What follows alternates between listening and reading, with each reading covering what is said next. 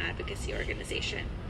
I'm joined today by one of our Canvas directors, Harrison Crowell, and Erica Thompson, a local beekeeper. We're here today to deliver over 12,000 petition signatures, calling on the state legislature to ban bee-killing pesticides and protect our food supply. Our message today is clear. Drastic declines in bee populations will have massive, irreversible effects on our way of life.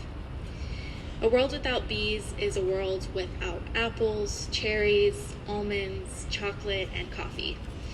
In short, no bees means no food, which is why we're so grateful that so many people here in Texas have offered their enthusiastic support and helped join in our effort to ban bee-killing pesticides here in Texas. According to a survey by Bee Informed Partnership, U.S. beekeepers just reported the greatest hive loss in 13 years, losing nearly 40% of all honeybee colonies last winter, which is nearly 3 times the sustainable rate. And 90% of our food comes from just 100 plants, and bees pollinate 71 of those 100 essential crops. Climate change, habitat loss, and pesticides are the major factors threatening bees. However, we can still do something to protect our pollinators.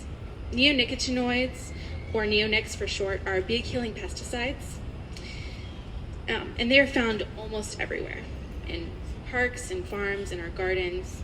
They're sprayed on seeds indiscriminately and are a neurotoxin for bees. If we hope to protect our food supply, we need to ban neonics and save the bees. That's why we're calling on our state legislature to follow the leads of Home Depot, Lowe's, the Texas Parks and Wildlife Department, and the cities of Austin and College Station, and many others in banning the most common and troubling uses of neonicotinoids. While this year's legislative session has already come to a close, there's still a number of actions our representatives can take to help protect our pollinators. By holding interim hearings, investigating the threat to bees, the Lieutenant Governor and the Speaker can put Texas on the track to success and make us a national leader in the fight to protect a species so critical to our ecosystem and our food supply. In the meantime, our county commissioners and city council members can pass local bans to prevent the damage these harmful pesticides do to our pollinators in our neighborhoods and our communities. We cannot continue to threaten our ecosystem stability by destroying the natural system that creates the food we eat. Bees are a vital component to the web of life that sustains us all and all species. We must act today to save them. Now I'm going to turn it over to Harrison Crowell, one of our Canvas directors at Environment Texas.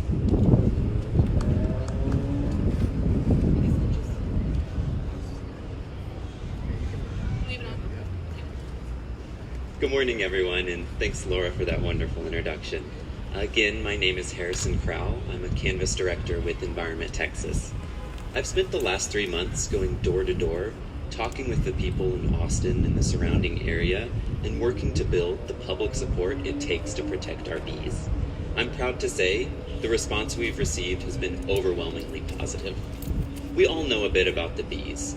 They're the little fuzzy black and yellow critters that live in our yards and gardens. They pollinate our flowers, they make honey, and sometimes they build hives in places that we don't want them to. But bees are so much more than that, and Texans know that. They're the lifeblood of our wildflowers. The bluebonnets, Indian paintbrushes, fire wheels, and evening primroses that spring up along our highways in March and April. They also pollinate so much of the alfalfa that we really depend on for our dairy cow industry, which is one of the largest industries here in Texas. They pollinate our prickly pears and the watermelon we enjoy in the summertime. But unfortunately, our bee population is declining at really unprecedented rates.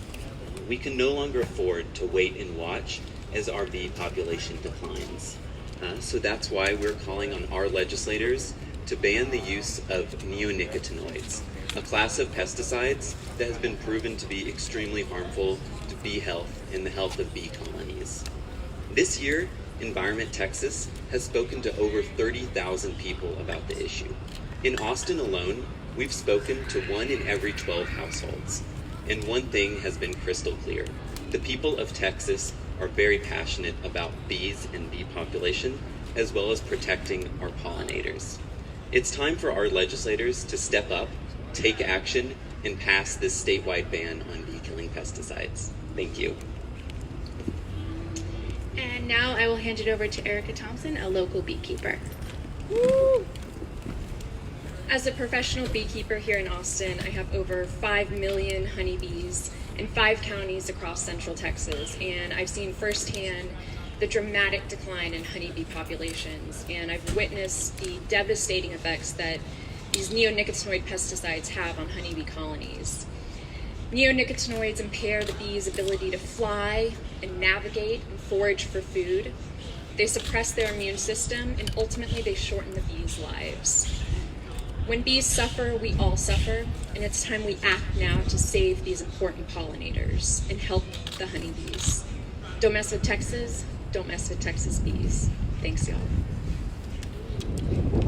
Great, and now I'd like to open it up for questions. Are you guys gonna do one-on-ones? Would anybody